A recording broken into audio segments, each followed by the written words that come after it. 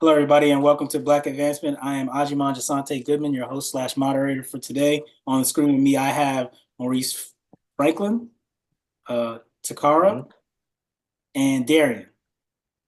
And today we will be discussing slave food. This is actually the second installment of the Black Health topic that's focused on the idea of Black beauty and how, I'm sorry, not Black beauty, but Black health and how it affects the Black community. Before we get into that, let me first say this is Black Advancement Incorporated, and we are a nonprofit organization that seeks to combat problems within the Black community through action and dialogue, this being the dialogue portion. Before we get into the topic today, let's go ahead and get into a little bit of the front street.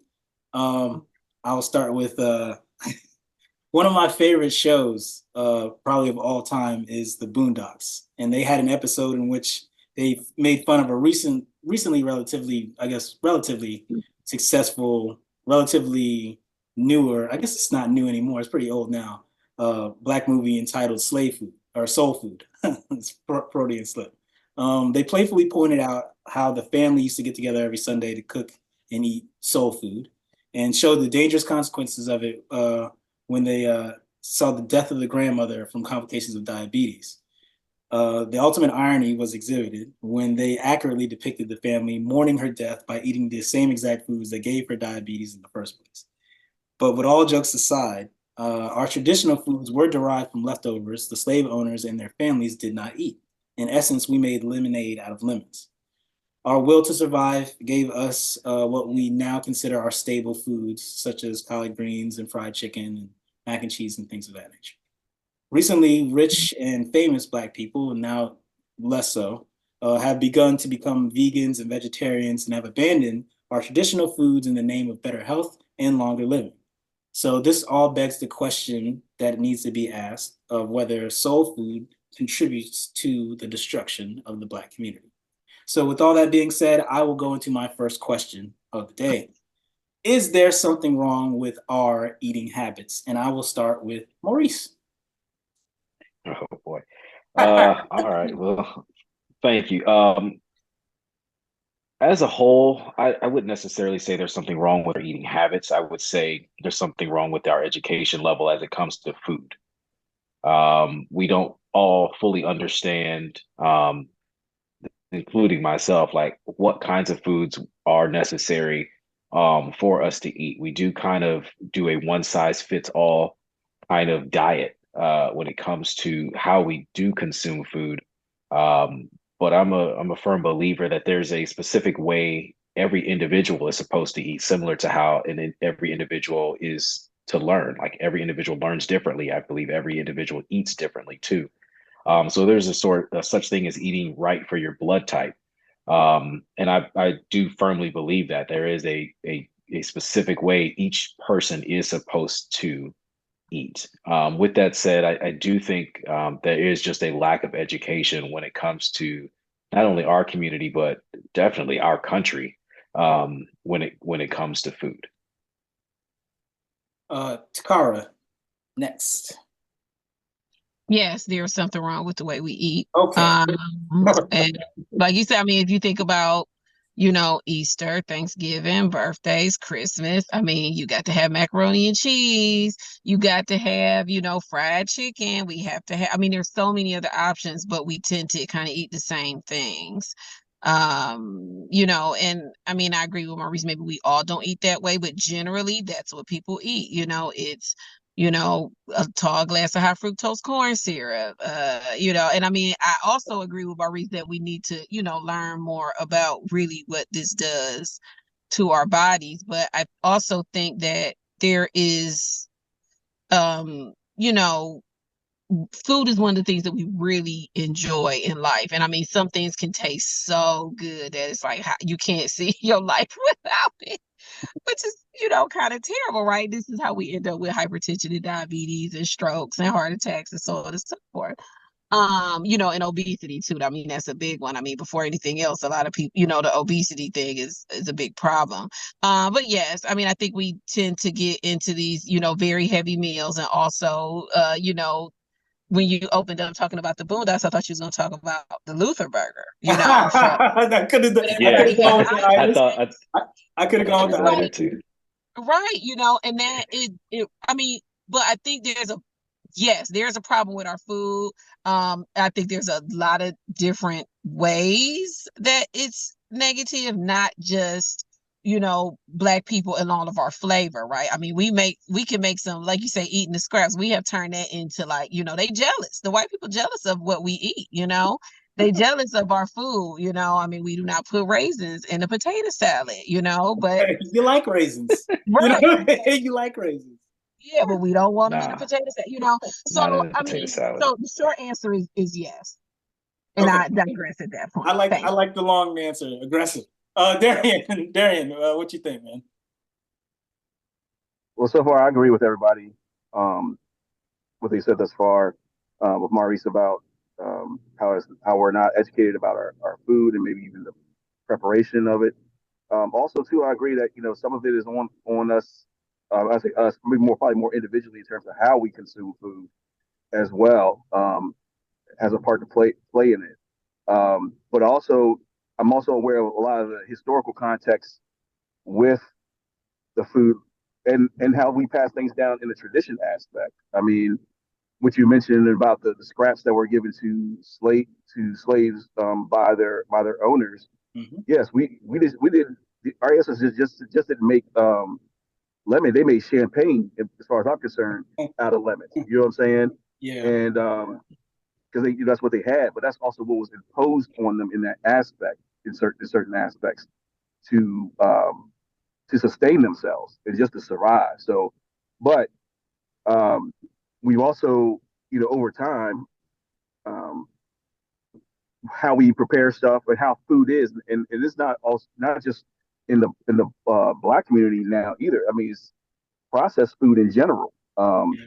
Um, there's mention about high fructose corn syrup. I mean, the food that we get now, I feel, is not as wholesome and or as what could have been what was produced before. You know what I'm saying? And that goes into fact that also goes to factor into how it affects our health when we consume it.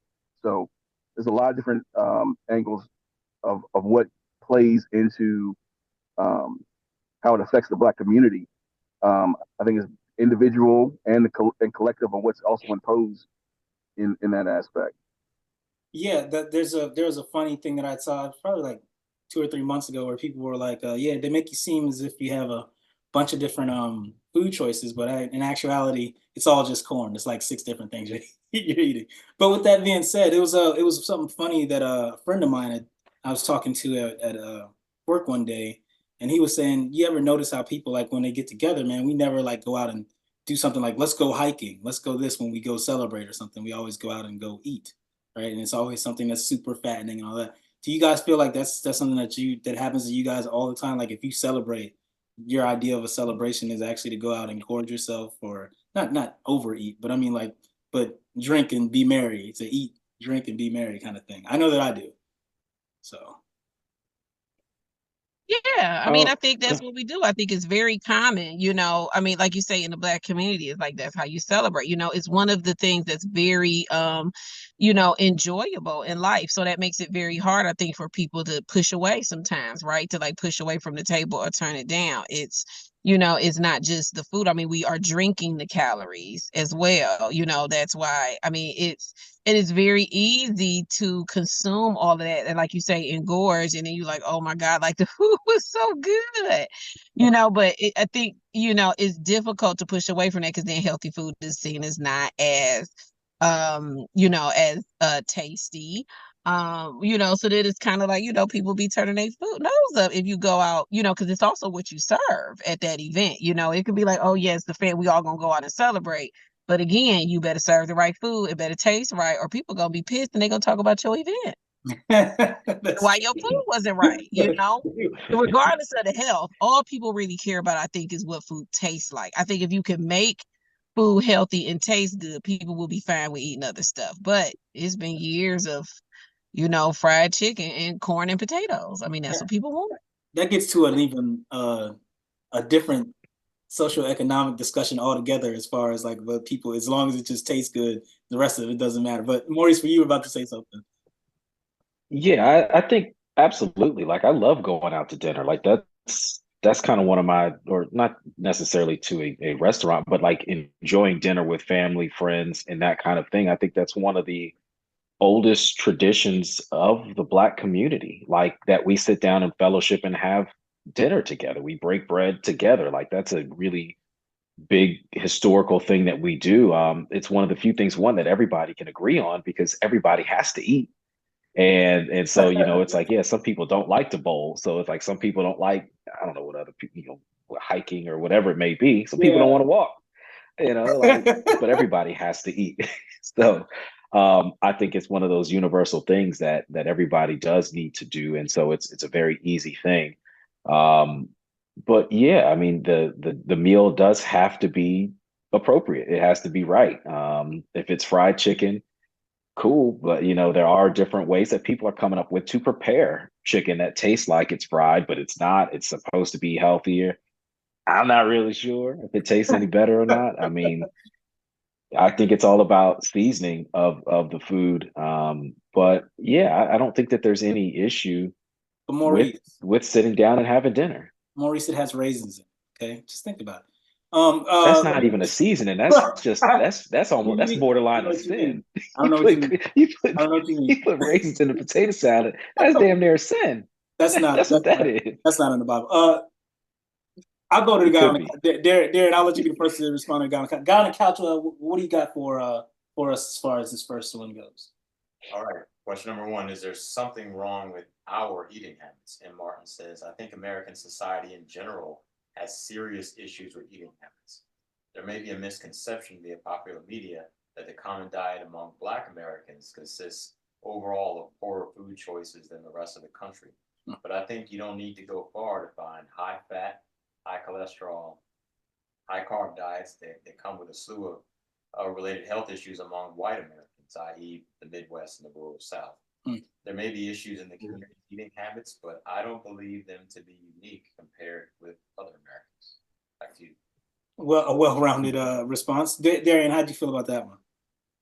Yeah, I can concur with that. I mean, I think some of it of what we're examining as far as what we might say soul food or food that's you know typically thought of consumed by the Black community could be just that. It's just a stereotype looking at those foods as being the type that's unhealthy for specific our diets or our Black folks diets. But I agree with you. You probably look across different cultural aspects. You will find probably some unhealthy things that they're cooking up as well. You know what I'm saying? I mean, who comes up with like deep fried Snickers? You know what I'm saying? Or you know what I'm saying? Or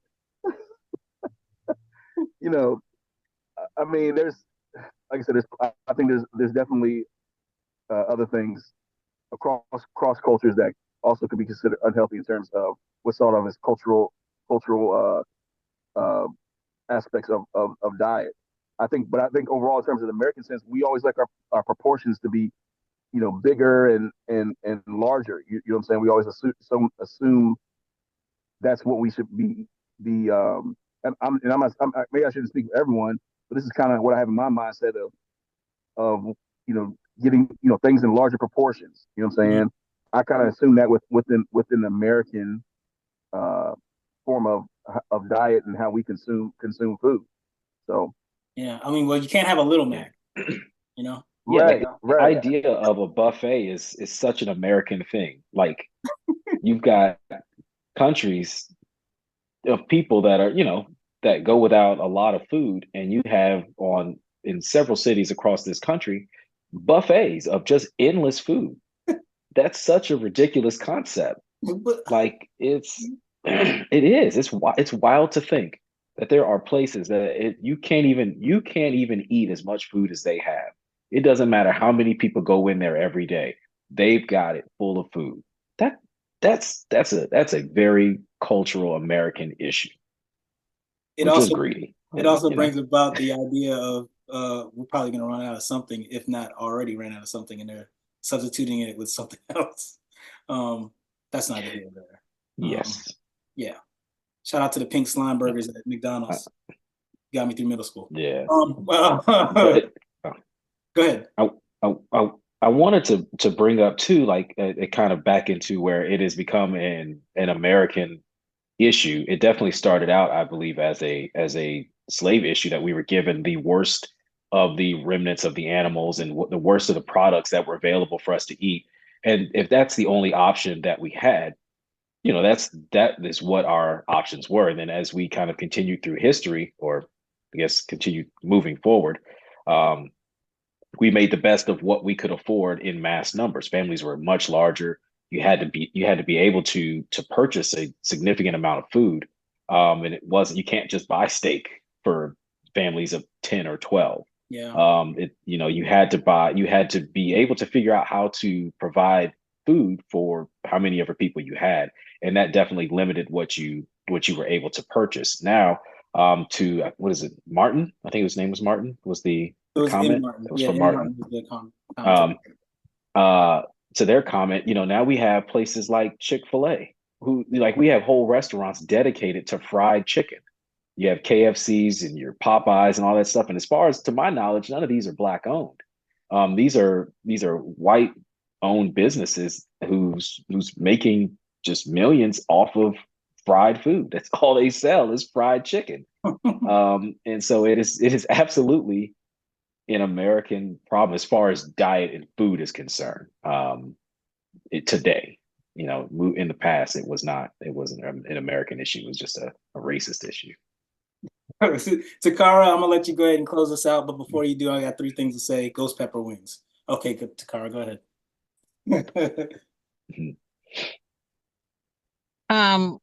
Wait, we still on? Oh, we talking about response to the guy on the couch. Mm-hmm. Oh, okay. Well, all right, no, I'm sorry. No, go ahead. You got it. No, I agree. I think I don't know. I mean, there's a lot, but if we are just, because that could be a whole, we could do a whole nother show, right, on talking about, like, America and them profiting, the greediness of, having fast food places on every corner, everywhere you turn, work, you're not, you don't have time to go home and cook, so you got to grab something to eat that's probably not going to be healthy, and take it home and eat it, but as far as when we just talking about Black people, I'll just say, when I go to my family's, events, I don't eat what everybody eats. First of all, I eat gluten free. I do not have celiac. I have Crohn's disease, so I eat gluten free, for my diet. And what happens is a lot of those things that I used to eat, I just don't eat them anymore, so I'm eyeball out. But I have a strong enough self-esteem where I'm kind of like, I have to tell you this, every holiday I don't eat that, and they kind of looking at my plate like food pushing, basically, right? What they're doing is like, you don't have more food on your plate, that's all you're gonna eat. And it's like, yeah, that's all I want. But also, once you make that change, you don't even realize it till afterwards. Like, oh my God, how was I eating all of this like greasy food? Yeah. It coats your mouth in grease. You don't realize that until you stop it. It's definitely part of our culture, and it is a problem. And like I say, if you don't eat the way everybody else eats, you stand out. You are kind of like, the eyeball of it. I don't care. I'm not eating all that mess.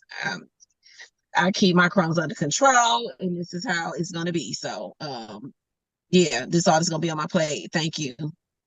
Well, you can see this and more stuff at www.blackadvancement.com, where we have a research section. If you are ever on one of our panels and you want to be a part of the panel, but you don't really know the topic very well, we have articles in that section that you can go to. Also, we have a topic section that anybody can offer up a topic for us to actually discuss in depth at one of these roundtables. We also have an events tab that basically shows the stuff that the organization is doing, and an in history tab that basically talks about unwell-known history and facts within Black history, within America, I suppose. Well, actually, everywhere. Shouldn't say it like that. But that brings us to question number 2. Question number 2 is, how much do you believe diet is responsible for Blacks' overall health issues? And I will start this one with Takara. A big part of Yeah, I mean, I can't say Chuckling. 100% close, right? But no, because you already talked about it, right? The issue is that our activity is a sedentary lifestyle along with all of this like very unhealthy food. So it's very hard, and that can be discouraging if you are, working out, but you're not changing your diet. You're not going to get the results that you're looking for, and that can be discouraging. So then you don't feel good, and then the food tastes so good, it's comforting. So then you feel better. I mean, it's a vicious cycle. So, I mean, I would probably have to say, I mean, it's probably more of a 50-50 situation as far as the diet versus the sedentary lifestyle. I mean, most of us are working jobs where we, aren't very active in our jobs. And then you go home and you're not as active. And then eat, you got to eat your food. It tastes good. We don't want no bland, healthy food. We don't want to eat rice cakes. You want your mac and cheese and your fried chicken.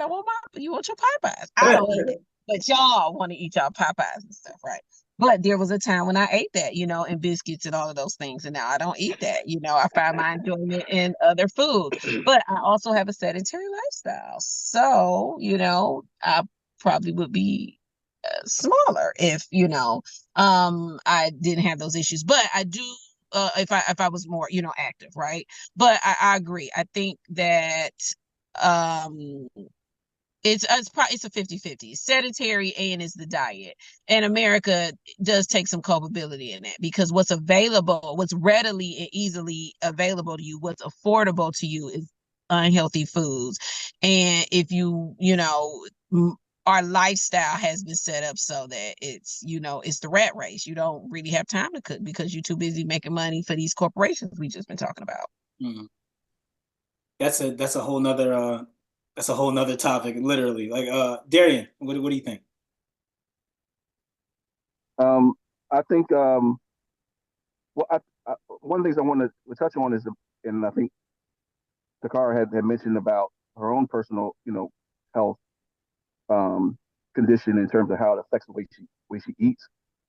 Now, I mean, I think it's the same thing that ties into education and some of the healthcare aspect of it. Because I know for myself, over the last couple of years, I've recently found out that there's certain foods that I'm allergic to, have been allergic to, and just never knew until I took tests to kind of prove that out.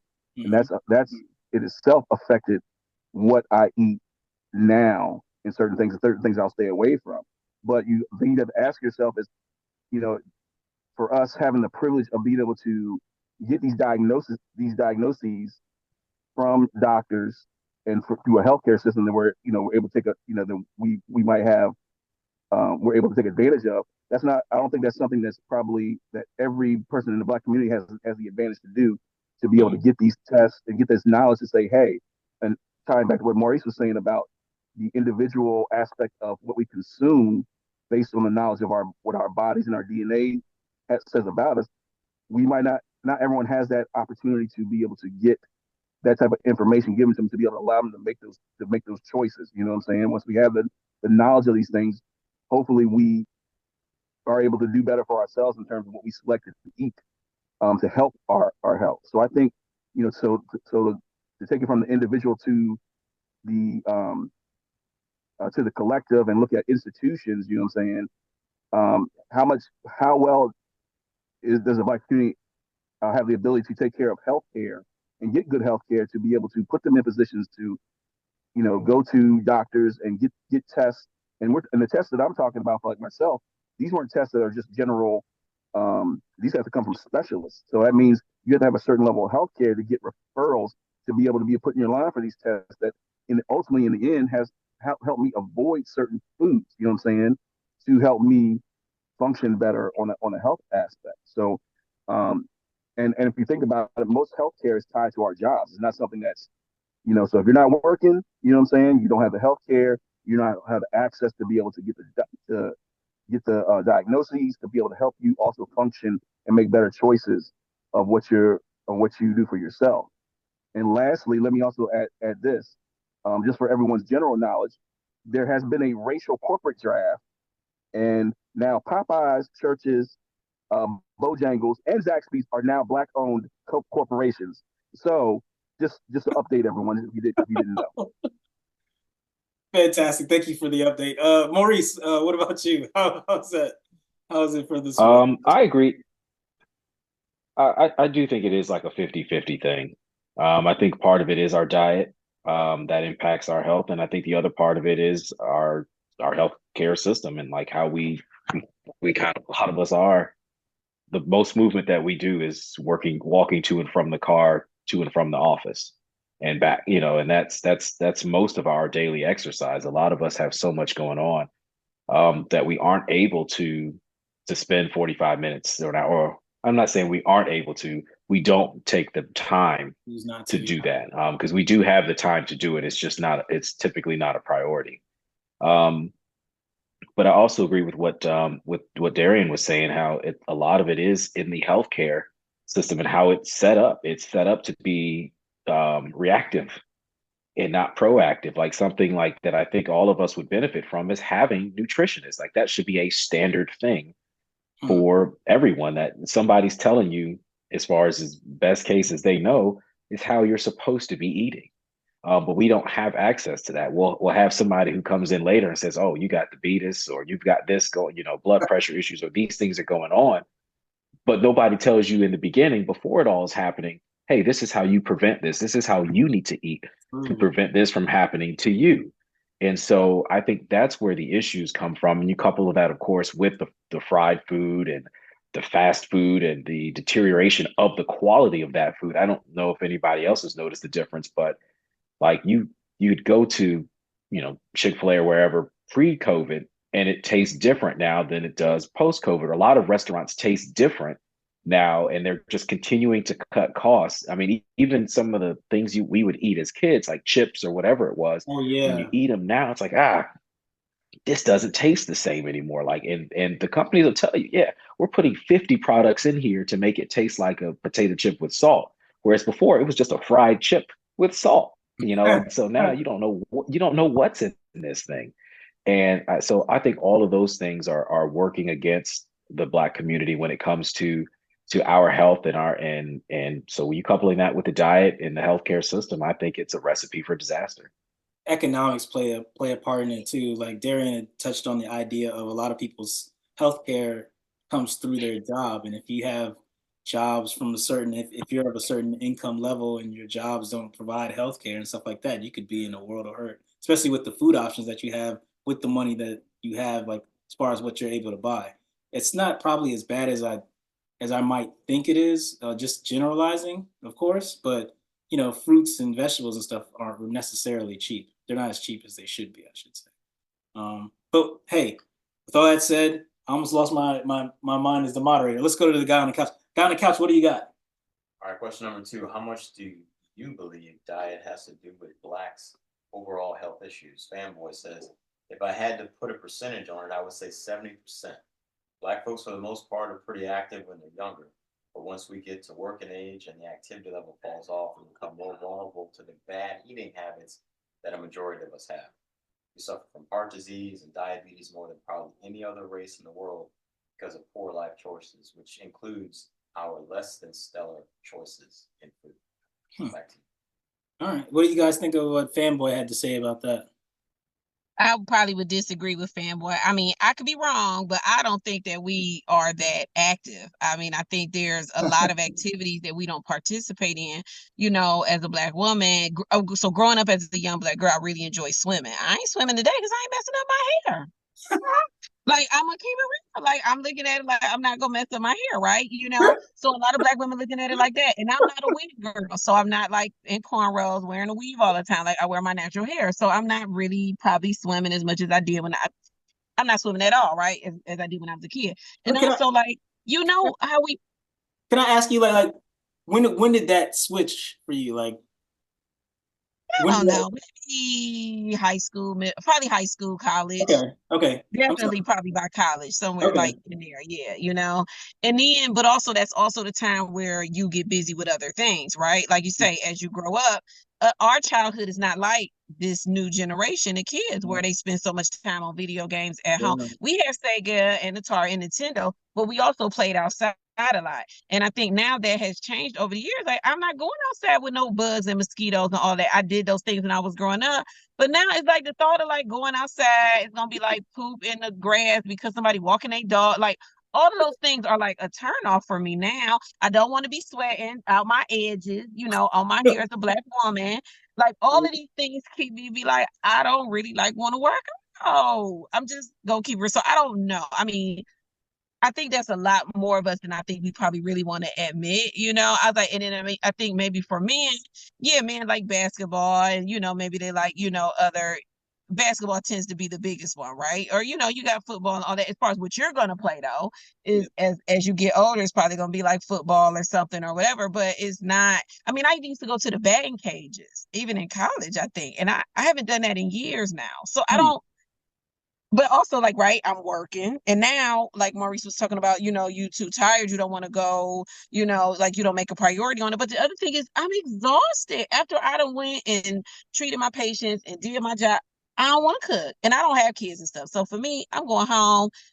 I'm eating what I want to eat, which is usually like, I don't know, whatever it's going to be. And sometimes I don't even eat dinner. Again, like with Crohn's, my diet is different from the general population now. But like a lot of times it's just like, I mean, sometimes I'm on 2 meals a day. So my situation is a little different, but sometimes you just don't even have the energy. So it's like, please, let alone I'm about to be working all these hours and then I'm going to come home and, work out and, eat right and do all this. It's like, please, I'm about to sit down and watch my show, wrap my hair up and have this drink and do whatever I'm going to do. That may not be what I'm going to do, but I know that's what my friends do. Yes, of course. And anyone else have anything in response to Fanboy? Hold up. I'm I'm actually disheartened that in the year of 2024, we over out of all the technological advancements we have made as a human species, sending people to the moon, we have yet to make a swim cap that is sufficient enough to keep out water so that our Black Queen's edges cannot get messed up. We gotta do something about that. Preach. Gotta do something about that. It's for the queens. It's for the earths. Maurice, go ahead. You're on mute. I think you're on mute. Yeah, I feel like that seems to be a trend. I'll digress very quickly about for women. I feel like technology for women seems to move much slower than for men, and it's very unfortunate. And one of the biggest things, and my wife was telling me about this, is when it comes to childbirth and Black women when it comes to children. So now I'm going to digress back because that's a whole nother discussion to have. It is. Yes, it is. It is absolutely difficult to Fanboy. Is that? Yes. Is that what the? Yes, that was the name. I'm gonna have to digress again from that. Okay, I was gonna say. Yeah, I mean, people. It is tough. It is absolutely difficult to find the time to eat appropriately after doing a multitude of tasks for the day. But I know with myself personally, my job, my hours are all over the place. I work from anywhere to the middle of the night to the first thing in the morning to the middle afternoon, 24/7. That's just kind of my work schedule. And so my diet suffers significantly because of that, because it's very difficult to want to cook dinner or eat something when you get home at 11:30 at night, and then you have to turn around and be back at work at 6:30 in the morning. And then to make anything in between, to have anything for the next day, usually, it may end up being 16 to 20 hours between meals just because of the way the work schedule is. But there is one thing that I have found that I have to absolutely do, and it is exercise. Like I have to force myself to do something.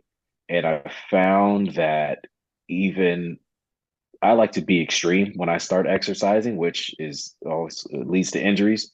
But I'm trying to walk that back to just walking.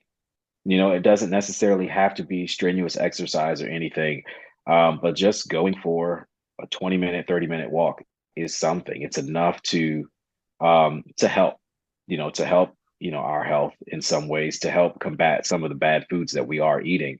And it doesn't take, hours at a time, and it is going to have to become a habit.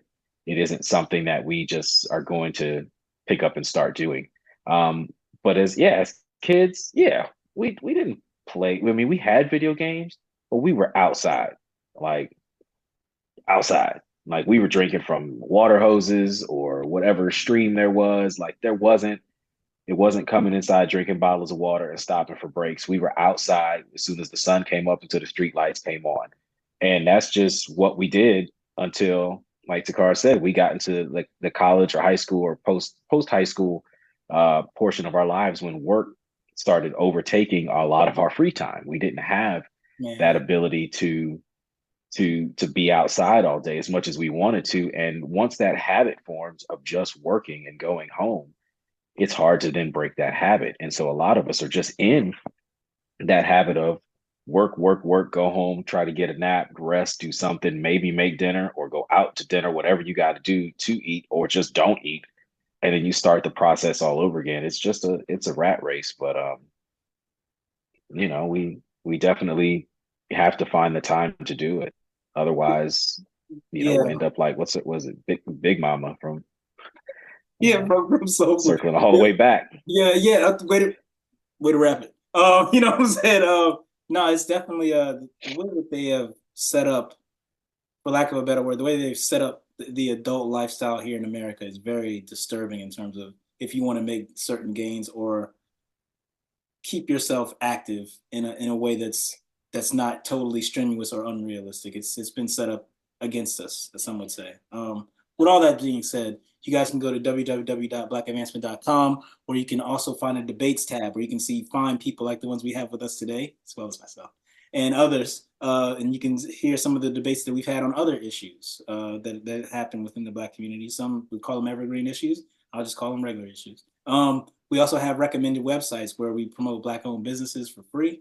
There's another one that's just came out that we just added on there this past week. But the one I want to highlight for today's episode is Soul Fire Farm, which is a community nonprofit based community farming kind of nonprofit, and they do that up in Upper New York. I think up in Upper New York State, I believe. But they use stuff like rooftops and things of that nature to help farm and get fresh fruits and products and stuff and produce and things of that nature. So it's a pretty cool thing. You guys should check them out if you get a chance to. And also the book that we also have book of the month. The book that we want to highlight for this episode is Should We Go to Urgent Care? A guidebook for parents for children in grades K through 8 by a good friend of mine, personal friend, Dr. Sarah Irene Washington. Again, good friend of mine, fellow Hamptonian. Go at you. All right, final question for this whole thing. Question number 3. And this is a free-for-all, so whoever feels the spirit can jump in. But if not, Darian, know that you're first. Why do we feel so connected and attached to our traditional foods, i.e. soul food, in your opinion? Well, like to me, food is love, man. And I love my family and love the traditions that surround that. So and it's associated with memories. I think about my grandmother or my mother's mother who passed. I can still see her in the kitchen whipping up food, and I mean, she lived in the country, so it was one of those things where everything she made was going to taste good. Yeah. But if you had a question about maybe the meat that was going to be in it, you might want to ask up front. You know what I'm saying? If it was going to make you squeamish or not. But it was a function of where they're at. You know what I'm saying? They hunted. You know what I'm saying? They grew their own. In previous not maybe that towards the end, definitely not towards the end of her life or after a certain point in time. But when my mother was growing up, they lived on a farm. They kept animals. There was hunting going on. You know what I'm saying? They pulled from nature. There was a wide range of collective whole foods, but also soul food thrown in there as well. And so those things kind of make it hard to release because it's attached with memories, attached to tradition, it's attached to people that we love, who and made by hands that we both love and admire. And so that's why I think it's hard to kind of separate the two in that aspect. But also one thing I want to jump back real quick when we talk about the sedentary lifestyle, I also don't want us to discount how our cities and our living spaces are designed to, particularly in America, where you have like cities and suburbs, and where you have to go, where they design stuff where you need transportation to get everything. There's the concept of like they're coming, now they're starting to come back to the concept of what they call 15-minute cities, where or towns where you organize a city or living area such that people could walk to whatever they need within 15 to 20 minutes, and structure. We are coming out of urban planning and design from 60s, 70s, and 80s that are affected by things like by car industry and other lobbies, racism, that kind of stuff, that have created the living spaces that we now know are have also contributed to the life our sedentary lifestyle.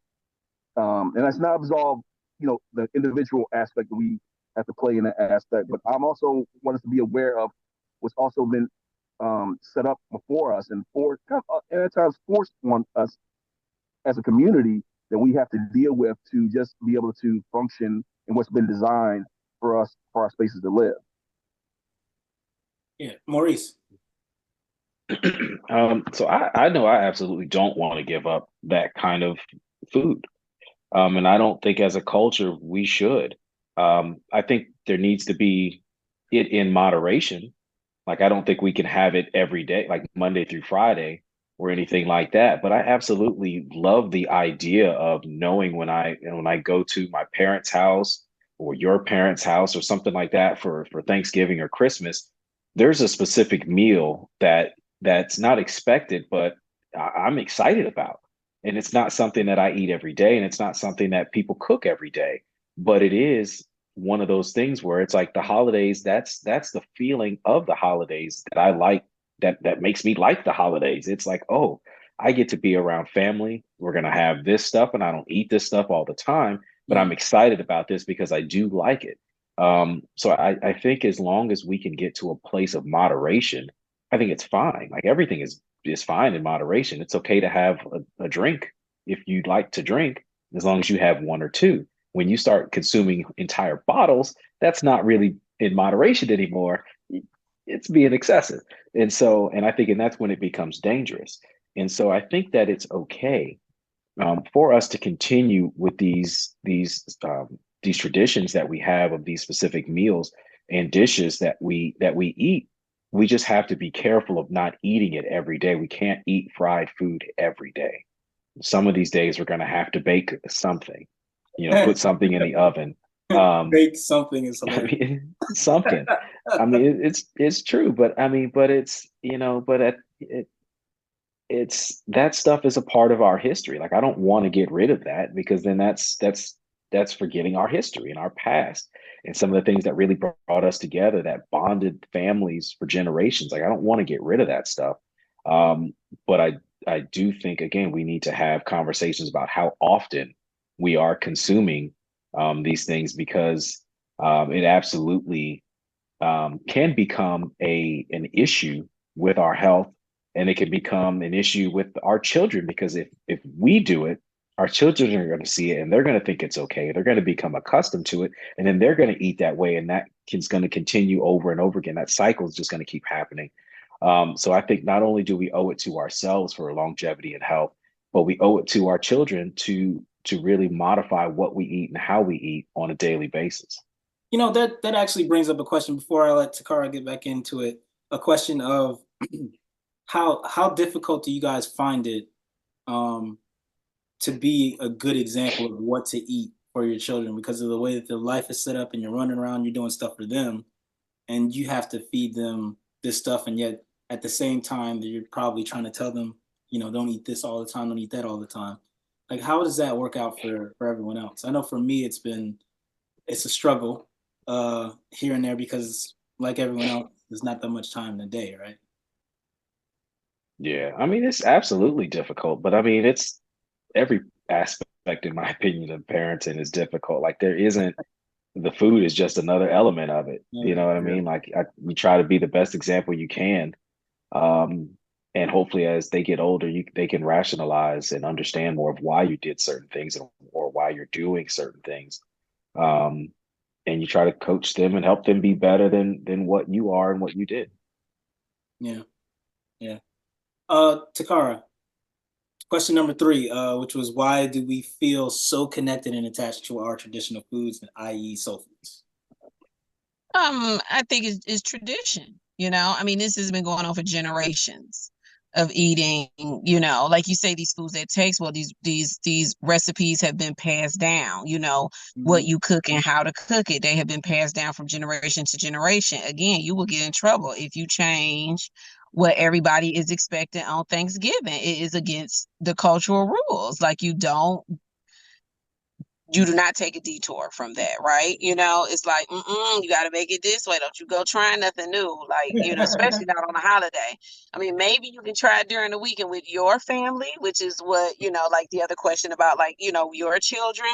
And, you know, I think that's, you know, a way to, you know, help kids to eat more healthy. I mean, you start early and, you know, but also I think too, it's important to let children decide what they like because everybody is different. I was certainly a picky eater and my parents weren't punitive, you know, about things that I didn't want to eat, you know. They weren't you eat what I cook.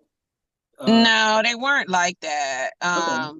They weren't like that, but um yeah, but I mean, I was always a picky eater, so I think it made it easy when I was diagnosed, you know, with Crohn's. That it was, I think it was easier for me to make the changes. Oh, it was difficult because I mean, it's hard to give up, you know, all of this stuff. If you go gluten free, there's most of the foods that are available. You have to, you know, you can't eat them anymore. But it's also another realm of food that you really kind of ignore because you were busy eating our soul food and which people traditionally, you know, eat, you know, but it, you know, it really did make a difference as far as like my symptoms and how often, you know, I get them. I mean, it's an autoimmune disorder, so I definitely still get symptoms. I mean, it's just, it is what it is. But most of the time I'm pretty, you know, stable with, you know, what I eat. But if you, I think starting early is important to, you know, kind of change those traditions and also exposing children to a variety of foods. It doesn't have to be, you know, kind of the same thing. Chicken tenders and nuggets is not the only thing that kids can eat, right? Pizza, hot dogs, chicken tenders, nuggets, fries, I mean, it's like the same stuff. But if you put blueberries in front of a child, they'll eat those too, or fruit, you know, and okay, they don't like blueberry. Well, let's find out what fruit that child does like. And if they like bananas, so what if they eat bananas every day? So what? You know, but I think that we need to be a little bit more open-minded and not so, like you say, you eat whatever I put in front of you, which is again is part of the culture. You know, a child doesn't really have the freedom, but they should be able to have their voice. And that's how they can be able to say no when they get older. I don't eat that. I don't want to eat that. I eat something different. So yeah, I think I think it is difficult, and you know, I think, you know, especially when when the culture is so pervasive, as far as like you say, you eat what I put in front of you, and this is what we all eat, and you kind of looked at as a leper for not eating what everybody else eats. You know, but I mean, yeah, it's part of it's a cultural shift, but if you start early and start at home, Yep. it can be done for sure. Starts at home too. Let's go to the guy on the couch. Guy on the couch, what do you got on this third one? All right, question number 3. Why do we feel so connected and attached to our traditional foods, i.e. soul food? Eggs and fish says, certain foods can mean certain things in the Black community especially. I know that when I have certain foods, it brings back good memories and thoughts of good times.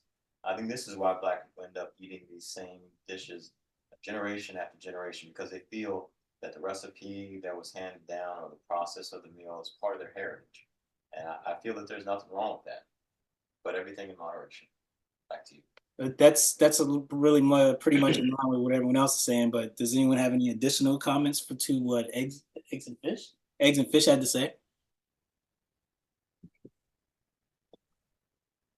No, Fantastic. I don't think so. Yeah. No. No, that's cool. Why don't we just wrap this up real quick by going to the website again, which is www.blackadvancement.com. There you can find several different shows that we do, one of which is The Female Voice, which is an awesome show. If you want to talk about getting perspectives of what it's like for Black women in America today, that's a perfect show to do it.